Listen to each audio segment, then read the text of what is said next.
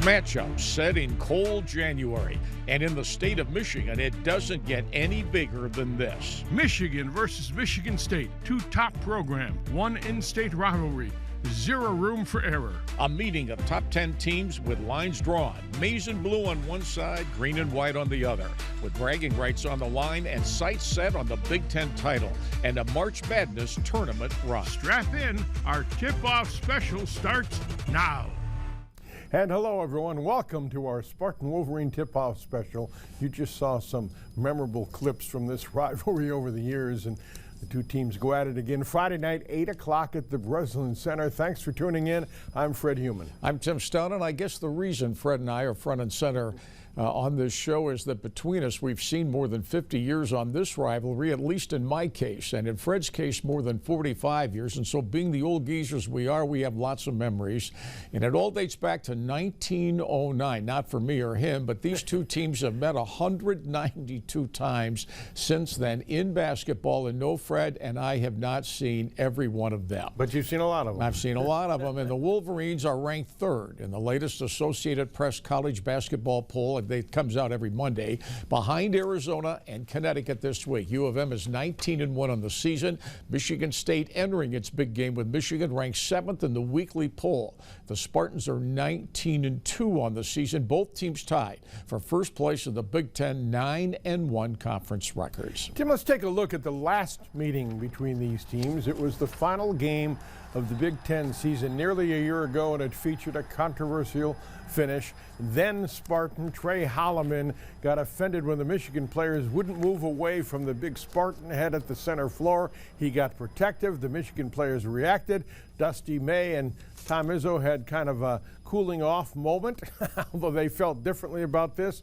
If you remember, Tim, Dusty claimed he didn't know it was a senior day tradition and whatnot. And then, of course, order was restored and they finished the game, and the Spartans won that game. But that was the last memory of this rivalry, and we'll see if any of those feelings spill over on Friday. Well, it was a 17-point decision, so you can get a little sloppy. If this is a close game this time, can you make those kinds of mistakes and get technical fouls? We'll see. So Fred and I have witnessed a lot of these, but we have two young bucks on our sports team who both attended Michigan State, and between their years as students and now the past couple of years working together, all four of us, these two have been a part of several of these as well. Owen Osis and Ben Shockley now join us on our program. And Owen, Michigan State flying high, of course, especially after stealing, if you want to call it that, a win Tuesday night at Rutgers. Would you agree with that? Yeah, absolutely. Something interesting to watch in the last 6 games for both these teams. When they were ranked, Michigan State has won all of them, and Michigan hasn't won in the Breslin Center since January 13th of 2018. As you mentioned, Tim, the 7th-ranked Spartans are coming off a come-from-behind 88-79 victory over Rutgers on Tuesday night. Jeremy Fears Jr. was a major reason for MSU's gritty come-from-behind victory, scoring 29 total points, and 27 of them came after halftime. If Michigan State is going to win their rivalry matchup against Michigan, the Spartans are going to have to cut down on their turnovers, like you just mentioned, with 14 total committed against Rutgers. We caught up with the Spartans before their rivalry matchup, and they're laser focused on one of the most talented teams they faced all season. You know, it's always too talented, two well-coached teams playing, and you know, it's always a highly battle, and we know that the game is going to be a battle. From your experience in this game, how is it different than any other game? To me, I kind of treat every game like it's the same. Don't really, you know, I know it'll be a little bit more, you know, fans and, you know, people going at it and whatnot, but at the same time, you know, it's still basketball. You got to do your job and do your part. And, you know, our goal is to try to, you know, take care of business and get the win. I think we all know what this is. It's going to be a really good game, and we're more focused on what we got to do in our keys to the game. You know, we are in a different zone mentally, and, you know, we're ready to take a jump as a team, and we have to make sure that we're in this together, and we have to make sure we're mentally disciplined and ready to, you know, make the first strike. Here's the dumb question of the day. There's a lot of them.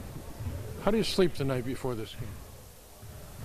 Oh, man, I mean, do you remember back in high school when you played your rival or when you were going to the prom for the first time, you know, you finally had a date.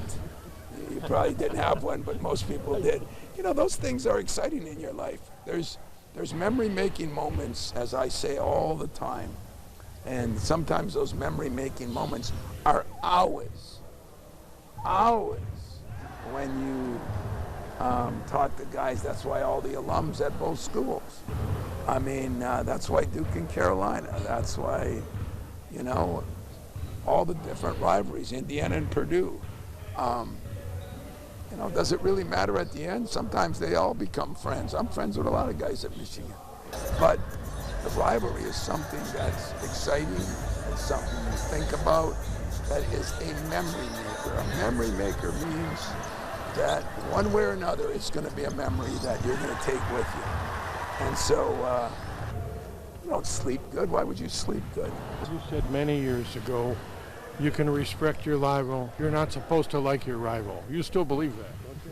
Yeah, you guys are awesome, too, because every year you want me to tell you how much I hate them. So I will say it again. I hate them. Of course I hate them. They hate us. You know, you got friends down there. What do you think I'm getting Valentine's Day cards or birthday cards? I mean, it's the way it is, guys. It's no different in any way in America. The key word is respect, and I do respect them a lot. So that's all that matters. When I die, I don't care if anybody likes me or not. I care if they respect me. So that's the way I look at the rivalry, you know? I had my time when I hated them and didn't respect them, and it cost me. So I got smarter and younger days, and now if the day comes when you like your rival, it's time to get out. That's for anybody in any sport. But if the day comes and you don't respect your rival, shame on you. And I do have great respect for them and what they've accomplished and what they're doing. And but I like my team too. I don't think there's any love lost between the two coaches after last year, but the Spartans will try to give Tom Izzo a birthday present in the form of a win over Michigan for his 71st birthday on Friday. Back to you, Fred. Yeah, Ben Shockley, who will join us, tells me they've played 3 other times on Izzo's birthday, and Michigan State has won every one of them. Is that right, Ben? Yeah, that's right. These two teams have followed amazing similar paths this season to get to the 19 victories. Both have been dominant at times and struggled at other times, but it all shakes out to 19 wins apiece. And just like MSU, Michigan is very fresh off a comeback victory Tuesday night as well. Ben Shockley joins us for more on the Wolverines. Ben? Yeah, Fred, no question these rival seasons have kind of mirrored each other. Michigan State started the season 8-0 and now has a 7-game winning streak heading into this game. Michigan started the season with 14 straight wins, and after a loss to Wisconsin, the Wolverines have rattled off 5 in a row, including a come-from-behind win Tuesday night at home against 5th-ranked and unbeaten Nebraska. The Cornhuskers came into the game with a 20-0 record and had a double-digit lead before the Wolverines clawed their way back into the game. Nebraska was impressive in the first half, and Michigan had to fend the Huskers off in the second. Finally, the Wolverines gained their first lead since early in the game with just over a minute left in the second half. Clutch shooting and airtight defense helped Michigan to a big win, dropping the Cornhuskers to 20-1 now. And now the focus for Coach Dusty May is trying to win his first game against the Spartans in this meeting at the Breslin Center. This game prepares us for that one. We know how difficult it's going to be. All of us in the locker room that were here last year, we certainly can attest to that. There certainly isn't going to be anything easy about Friday night. It's a game that means a lot for a number of reasons. Obviously, the rivalry, the fans. I think we're both capable of winning a Big Ten championship. So, obviously, a lot is on the line, and we've got to find a way to get on the road and play a little bit better and get over that hump. It's always more fun when everyone's on board, all hands on deck, and we're doing this together, because that's what college basketball is. And turn on the TV every night, man. These games are awesome. Like, is it perfect? No, but college basketball is in a pretty good place. I know you're not going to hear that very often, but if you just look at that 2 hours, it's on to the next. We got to get ready for Sparty. All right, so the 4 of us are together now, kumbaya, guys, to discuss the elements in this matchup. Michigan is a slight, I guess, 1.5-point favorite, and Tim, it's tough to pick against a team that has been as high-flying as the Wolverines have been all season long, but while they have motivation to win this game, so do the Spartans, right? I never pick against Michigan State at Breslin Center. I don't care if they play the Pistons, okay? But yes, they do. And frankly, despite a very strong season for Michigan State, Michigan, yes, has garnered a lot of the attention locally this season because of the number of lopsided wins the Wolverines have compiled, but most of them were in November, December. 7 of the 19 wins Michigan has scored. They got more than 100 points. And Michigan, again, with that record, no slouch, a very good team. Let's break it down a little more specifically with the fellas now. So, Owen, what do you think the keys will be at the game here in East Lansing? I think it's important for Michigan to get out to a really good start. We've seen them be a little bit inconsistent down the stretch. You mentioned those good starts in November and December, but as of recent, been a little shaky. We brought up that Wisconsin loss, and that's really when the Wolverines, from the get-go, didn't look good and tried to come back in that one and just couldn't do it. But I think Jeremy Spears Jr. has grown from a boy to a man as of recently. He leads the Spartans, averaging 14.1 points per game, 9.9 assists, and I think that matchup against Elliot Cadeau is going to be something to watch as well. Cadeau obviously transferring over from North Carolina. He has 10.1 points and 5.3 assists this season. I think it's also important MSU gets Jackson Kohler going. He averages just over 9 rebounds and 13 points per game. He can shoot the three-pointer pretty well. He's one of the best in the Big Ten when you get him going. And then Yaxel Lindenborg and Tom Izzo also brought up Morris Johnson Jr. He has played here at the Breslin Center, but that was back with Illinois. I think those guys could all be key factors. Yeah, you know, we're the old codgers, but these guys actually see more of the games more closely than we do because they cover them all the time and cover them well. Ben Shockley, let's bring you in here. What do you think are the keys to this game Friday night at Breslin? Well, yeah, Owen mentions Michigan getting off to a fast start being important. I think, will Michigan try to attack Jeremy Fears Jr. on the defensive end early, try to get him in foul trouble, because we've seen Michigan State is a far different team when Jeremy Fears is off the floor versus when he's on it. Now, Adai Mara, the big man for Michigan, he's given a lot of teams trouble this year. He's a 7-plus footer, but MSU is more equipped to handle his size than most. Rebounding, going to be a dogfight under the basket with him, Morris Johnson, Kohler, and Cooper all going at it underneath. And for all the talk about the stars, I think the biggest key could be which support guys can step up and hit some shots from deep. Namari Burnett, Will Cheddar, Kerr Tang, Jordan Scott, who can give their team that extra lift, hit some big shots, and race their team over the top. You talked about Mara. They were using the Walton brothers were using those long sticks to try to simulate his 7-foot frame and everything like that. Yeah, at practice. And I mean, there's only so much you can do to prepare for a guy like that. Yeah. Yeah.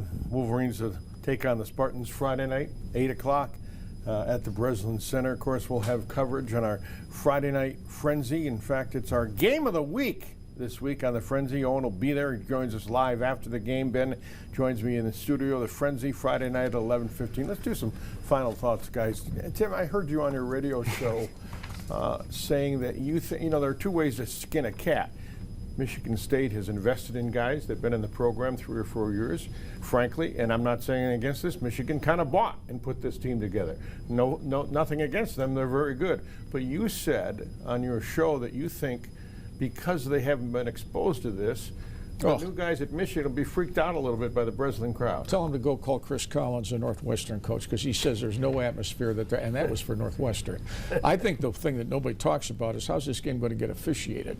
Because when Jeremy Fears got 2 quick fouls the other night at Rutgers, he's off the floor, and Rutgers had a 9-point lead at halftime. Now, if you bring him back with a couple fouls in this game, are you running the risk of getting him in further foul trouble? Tom's going to want defense because that's the way he is. That's fine, but that's where the fouls get called. Or are they going to let them all play? Michigan State has depth. Michigan has some depth as well, but is this going to be a free throw shooting game? Michigan State made almost all the free throws at Rutgers and had to go overtime to win. I think the officiating is going to be a big key in this. Michigan State's 2 bigs are Kohler and Carson Cooper, but they haven't faced size like this, including Michigan's 7-footer. Could that affect this at all? Oh, absolutely. I mean, it's going to be hard for them. They haven't really seen a front court as talented as Michigan, but on the other side, Michigan hasn't seen a front court as talented as Michigan State. So strength of both teams, and it's going to be fun to watch them battle inside. Oh, and you talked about Jeremy Fears. Is he really this good? I mean, he's playing out of his mind the last 3 weeks. I think it is always brings up in his post-game pressers. It's whether he's leading the team on and off the court as well. Obviously, we've seen those numbers jump as of recent. He can always supply the assists, and he's starting to supply the points as well. But it's his leadership in huddles. I think it's going to be a high-tension game, obviously with the Breslin Center rocking the entire time.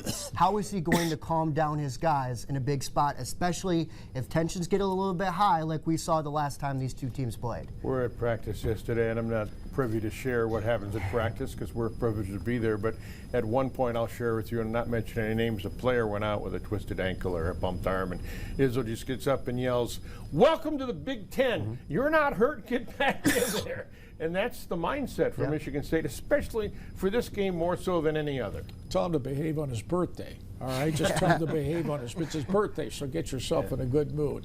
By the way, it'll be interesting to see what his mood is after this game on his birthday as well. I know what he wants for a birthday present, though. It is amazing, though, that this game is on his birthday. Yeah. I thought that never happened, but as I said earlier, you looked it up. He's 3-0 on his birthday against Michigan. 3-0 on his birthday against Michigan, 7-1 overall on his birthday. I don't think it's coincidence that Michigan's won 3 times at the Breslin Center in 25 years. It's a rivalry game. They're not playing Northwestern. They're not playing they're not playing Coastal Carolina. They're playing Michigan, and Michigan's 19-1. So do you think the spread is deceiving then? I do. Okay. I'll give you the score, and then you don't have to watch the game. Well, go ahead. It's 80-72 Michigan State. 80-72 Michigan State. You guys, I don't do many predictions. You want to weigh in on this?